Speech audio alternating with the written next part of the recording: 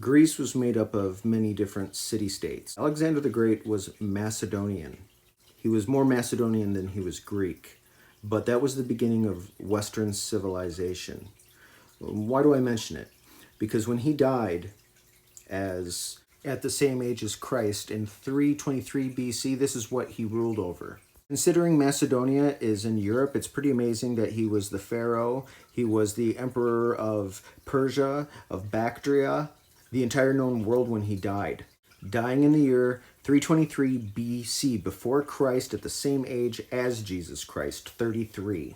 His generals fought over his corpse. Ptolemy was not Macedonian. His first name was Claudius, meaning he was probably from Rome. That's okay, he was a brilliant man who was able to recover Alexander's body from the rest of the generals and go to Egypt, where he became the pharaoh, which gives him legitimacy over Alexander's empire. Ptolemy was Greek. Ptolemy became a pharaoh. Now Egypt is a pharaonic dynasty of Greeks. Tetramorph. Tetra meaning four, morph meaning form. Here you have four, representative of the evangelists, the writers of the Gospels. Why are there four? Because there are 4 seasons in a year, 4 weeks in a month, 4 cardinal directions. It's a very pagan thing, and 4 stations to the cross. There were 4 apostles chosen from 12 in order to tell the gospel according to Jesus. I don't know what it means to be evangelical, but apparently you know everything there is to know. If you take a look, the evangelists here are represented by a lion, seraphim, an eagle, and a bull. Those are the 4 constituencies within Egypt of the Sphinx that knew everything. Kind of like the evangelists that it represents.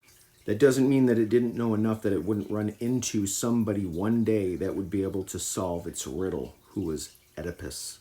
Once Oedipus solved the riddle, the Sphinx immediately committed suicide. Theseus, a Greek mythological figure, to slay the Minotaur, he went into a labyrinth by himself. So we can only take his word for it. When he emerged, he had fought a Minotaur, a monster, and slain it. He went inside by himself. He went into himself. He went into the mystery of himself, and he faced himself as a monster. The Greco-Roman pantheon, the Olympians, they were created by the Titans. The Olympians, being gods, were created by Titans. Zeus went to war, would manage to be able to slay enough Titans to then throw the rest into Tartarus. Titans were created by the Primordials, Primordials being Tartarus, as well as many other beings much greater than gods, one of which was Chaos. The Primordials created the Titans, who created their own destroyers. The gods, who in turn created their own destroyers, man. Little images, idols that the gods made, images of themselves, little toy soldiers, but they couldn't move. So they mixed in a little bit of the ashes, which animated the little clay figurines so that they could play with them after their clash with the Titans.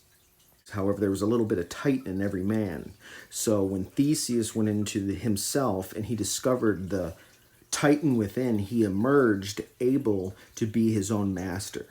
Tragedy is defined by Aristotle as the point at which in the hero's quest he comes face to face with who he is. And with Theseus, it was as he went inside a metaphorical labyrinth, got lost within himself at some point. He went through a maze. The maze he's navigating is the world of confusion, the mystery within himself, knowing the Titan that he could become, the bull-headed person who just walked forward instead of tiptoeing around his own bullshit lost within himself. He walked out of the labyrinth, and when asked what happened, he bullshitted them. He didn't need a string.